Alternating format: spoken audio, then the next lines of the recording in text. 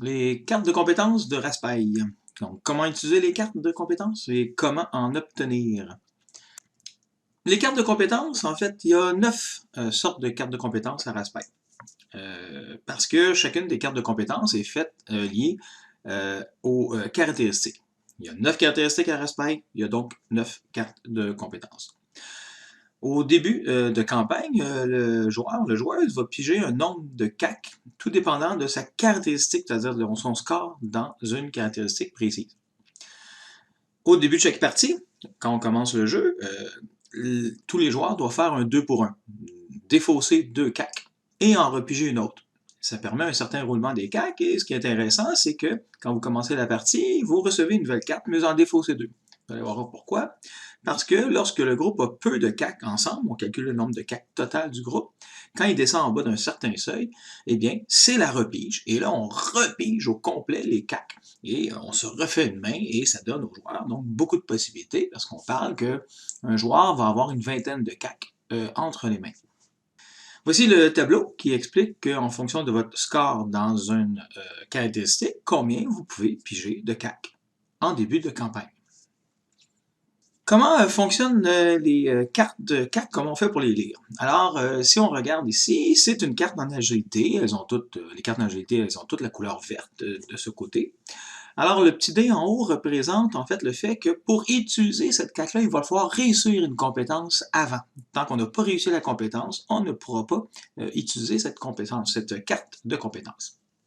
La flèche, ça veut dire que quand on attaque un adversaire qui est plus haut niveau que nous, donc qui est plus haut niveau que nous, et il se pourrait que on ne puisse pas la jouer. Il faut accoter, il faut avoir des bénédictions, il faut faire quelque chose pour mettre d'autres cartes, il faut faire quelque chose pour accoter le niveau du monstre qu'on veut attaquer ou de la personne qui est plus haut niveau que soi.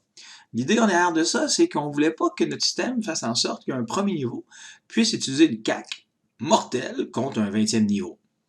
Ça aurait été un peu débalancé. Alors ce système-là fait en sorte que quand on est premier niveau, même si on a de très bonnes CAC, eh bien, si on affronte un monstre 10e niveau, on ne pourra pas nécessairement utiliser ses CAC. Donc, peut-être la retraite ne sera pas une mauvaise chose. Donc, le petit symbole, la flèche qui monte. Ensuite, on a la description. Qu'est-ce que la CAC fait? Dans ce cas-ci, elle s'appelle le bras long, avec une arme à 2 mains, en agilité. Même si ce n'est pas écrit, c'est une carte en agilité. Donc, on ne peut pas utiliser la CAC.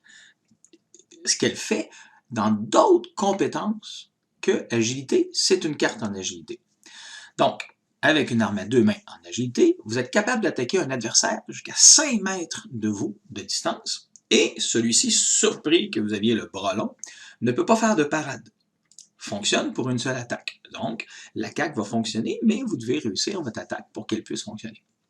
En dessous, série 3, ça veut dire qu'à Raspail, nous avons fait les CAC en série, en paquet. Il y a 5 séries pour l'instant. Et donc, si vous voulez acheter ou imprimer que les premières séries 1, vous allez pouvoir jouer à Raspail avec le 5e des CAC. Et donc, celle-ci, c'est une carte série 3. CNE plus 1, c'est justement ce que je vous disais tantôt. On peut jouer cette carte-là, au lieu de la jouer le bras long, donc ce qu'elle fait, on peut l'utiliser pour accoter une autre carte et permettre d'aller chercher un niveau de plus que son niveau, c'est-à-dire le monstre. Donc, si vous êtes premier niveau, avec une CNE plus 1, vous pouvez aller chercher un 2e niveau. Avec une autre CAC, on pourrait aller chercher un 3e niveau. Mais c'est le maximum, vous ne pouvez pas affecter un personnage de plus que 2 niveaux que vous-même. Pour finir, très important, vous avez le dessin de la personne avec un arc, c'est la carte en agilité. On peut également jouer la carte sans jouer le texte, mais uniquement jouer la carte, le dessin. Et donc, dans ce cas-ci, ça vous donne plus 40 sur n'importe quelle de vos compétences. Ça donne plus 40 sur n'importe quelle de vos compétences en agilité à jouer avant de rouler les dés.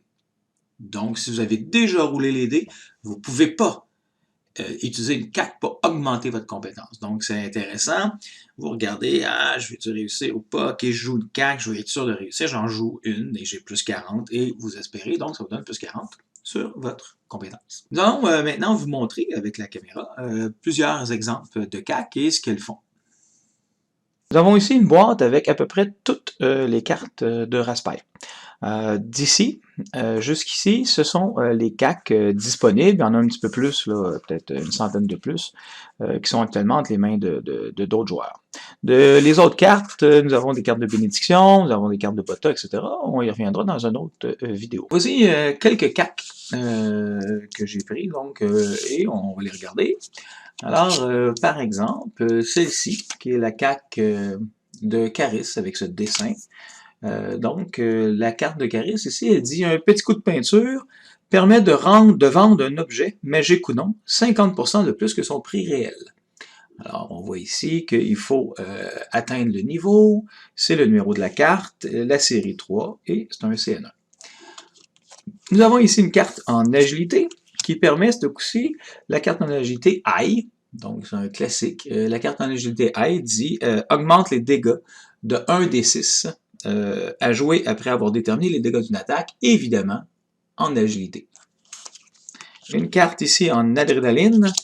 Adrénaline, donc la caractéristique adrénaline, un petit peu d'adrénaline permet de transformer une réussite normale en la meilleure réussite critique possible.